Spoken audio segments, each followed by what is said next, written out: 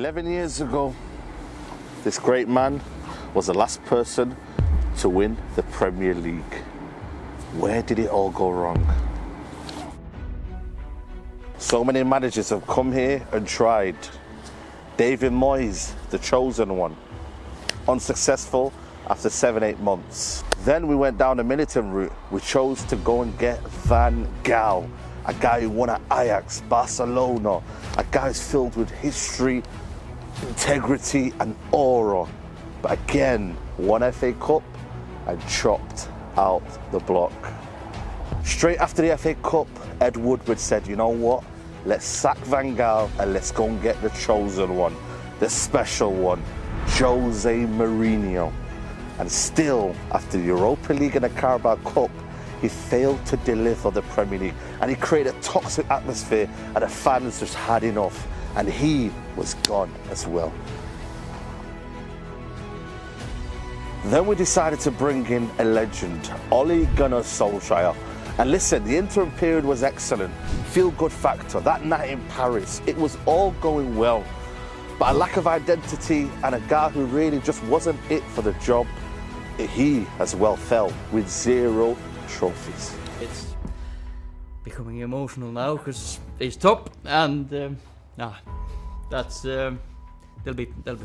And then it was Ten Hag, a guy who won trophies in the Eredivisie, who beat Real Madrid and Juventus to get to the semi-finals of the Champions League. He came to Old Trafford and he said, eras come to an end. It didn't go that way. He did win the FA Cup and he did win the Carabao Cup, but he also got us to the worst ever Premier League finish. We couldn't really score goals. There was a lack of identity. It was toxic. It was not the environment for him. And even when Ineos gave him a new contract, they said, still, we back you. It didn't go to plan. Ten Hag waved and his era came to an end. Listen, as much as I talk about the bad times, there's also been some good times. Listen, I've seen that goal there, Paul Scholes in the Champions League semi-finals to get us to the Champions League final. I was there this day when Wayne Rooney bicycle kick against Man City, we won 2-1. We later went on to win the league that year. This one I was only 5, but I remember my dad talking about that night and how amazing it was and how significant that moment brought us in this history of this football club. It's enriched history. That famous night in Nou Camp in Barcelona. At Wembley, Manchester United become the 10th club to win a second European Cup. The reason why it's tough nowadays is because the blue side of Manchester are doing too much. Half of my family, well, majority of my family are Man City fans. And I'm just seeing them win trophy after trophy after trophy. And I'm just looking at this famous football club like, when is it our time? When is it our time to claim this city back? They've had it for too long. Pep Guardiola's just signed a new deal. We've now got Ruben Amorim. We're hearing he's called the new or the baby Jose Mourinho. Can he be the guy to finally bring some respect back to this city?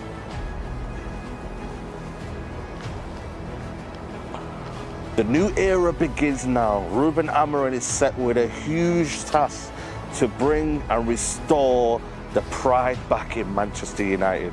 A club that has lacked passion, has lacked desire, players not motivated, players not playing for this badge here.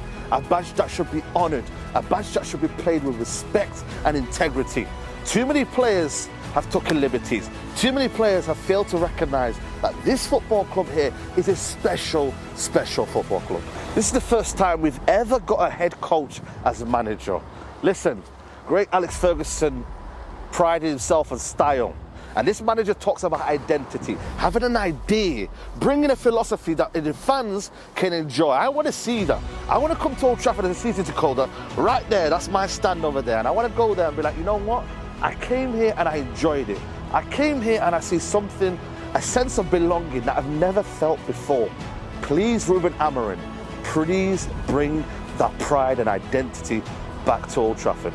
And a message to the players, get with it or get out. I'm sick of it now. Players earning too much and not performing. Players feeling like they have a sense of belonging without actually proving their worth. I've had enough now. This manager, I need to clear out. I want to see who's here to fight for this badge. Who's here to say, you know what, I am a Man United player? You know what, as I've tried to bring this all in, I just want to see my club back, man. There's a lot of ranting, there's a lot of screaming, there's a lot of shouting, but I just want to smile. I want to see this football club, I want to see it smile again, and I want to see it rise again. It's been too long for a club of this stature to not be in the Champions League, to get embarrassed in the Europa, to get embarrassed in the Premier League. It's just not, it don't feel right, man. And I feel like our time is now here. Ineos have brought in a football structure. They've got the best of the best. Now become the best of the best. Be with the likes of Barcelona, the Real Madrids, because that's what we are. We are meant to be on that table. We have got a global audience. We have got a global crowd. We sell out arenas, we sell out tours. Why can't we sell out trophy cabinets? Why can't we sell out more trophies? Because in the last 11 years, it hasn't been that. Carabao Cups and FA Cups are all well and good, but it's the big boys. It's sitting on the likes of table with the Busby Babes, with the class of 92. It's sitting on them tables. I hope for Amorim, I think this is the one. I have to believe this guy is the one to bring the glory days back, because if it isn't, yeah, it's going to be a long, long process from Manchester United Football Club, and we don't want to see that. But for now, let's believe. Let's believe we can bring the glory days back.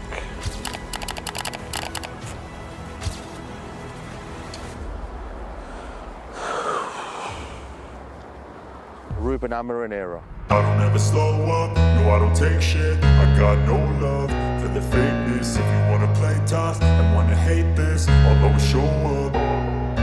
I don't ever slow up, no I don't take shit. I got no love for the fakeness. If you wanna play tough and wanna hate this, I'll always show up and make a statement. I don't ever slow up, no I don't take shit. I got no love for the fakeness. If you wanna play tough and wanna hate this, I'll always show up and make a statement. Everything I do so instinctive and so passionate. Every word I move so descriptive like an adjective. I got a vendetta against people who patented being negative when you should be getting after it.